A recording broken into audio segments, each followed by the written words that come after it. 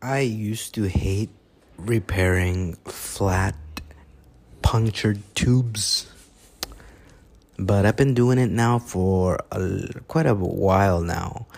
And in the beginning, I used to buy, the patch kits that come with the little glue, and I still do, but I've upgraded my strategy in repairing tubes.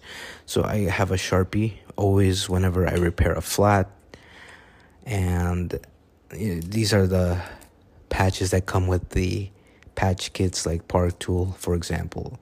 It's like $4.95 for a patch kit, and then this Western Weld vulcanizing glue. I like to buy a big can. It's about $15 on Amazon.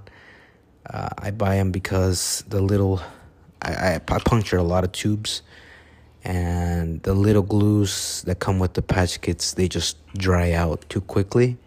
So I invested in a big can, and it's nice. It's got a little paintbrush to apply the glue. You'll see here in a moment. So I like to trace. So I like to put the patch kit over the hole. Well, first, you want to find the hole, but I'm just skipping those parts. I'm just showing you a strategy on how to better, repair them.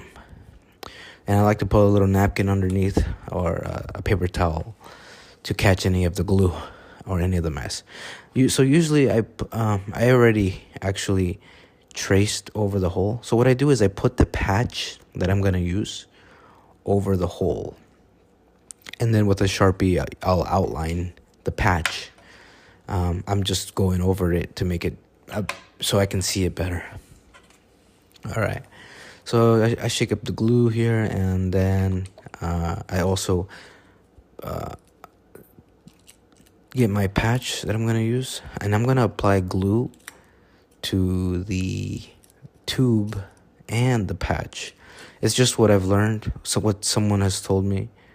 One of the most prominent figures in cycling, Durian Ryder.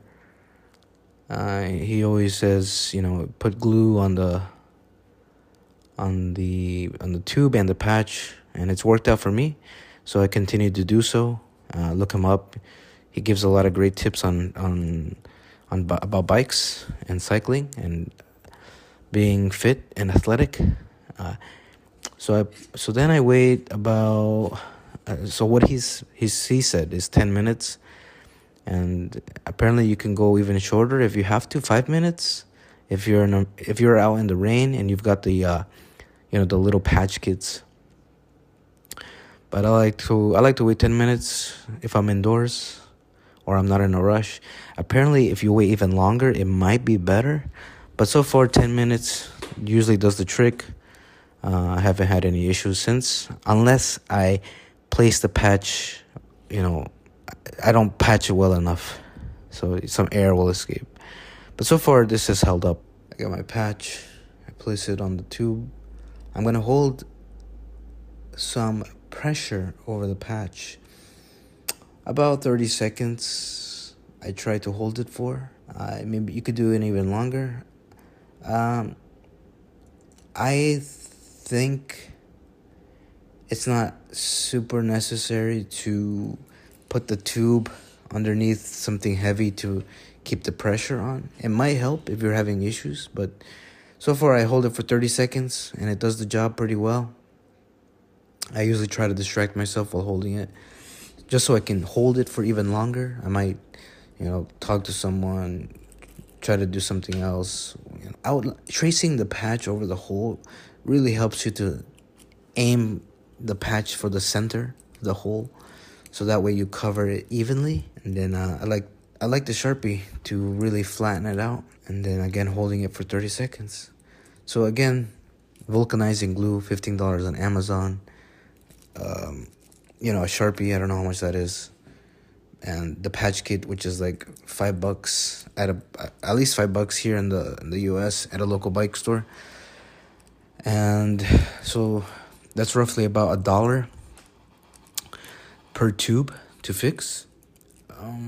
tubes can cost between $5 to $15, and so that's a lot of money that you're spending, and for one repair. Then, and if you don't know how to do it yourself too, you're spending money on paying someone to fix it for you, which is great. You're supporting jobs, but you're spending a lot of money. Well, if you're trying to save money, maybe you're trying to budget, this is a good way to do it. And then what do I do? Okay, so what I do is I like to take out the plastic backing that comes on the patches. This helps me to keep the patch flat over the tube, but it also helps me to see if the patch has bonded to the tube. And as you can see here, it looks pretty well bonded. Like, that looks like it's part of the tire. Look at that. Take a look. It's pretty good.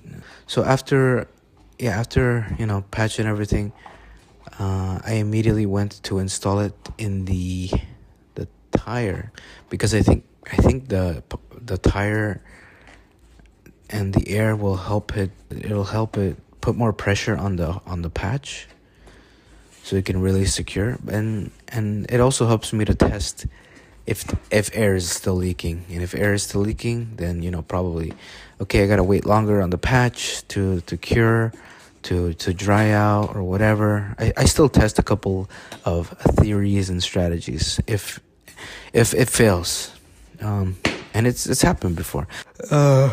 Maybe it's leaking air, I don't know, but this is it stayed pretty hard for overnight, and it's been how long? Maybe 2 weeks since I've fixed the tube, and it's just now starting to lose air. So it's pretty good.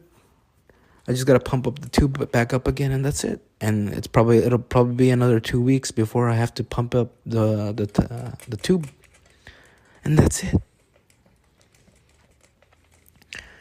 Do I have to say anything else about this video?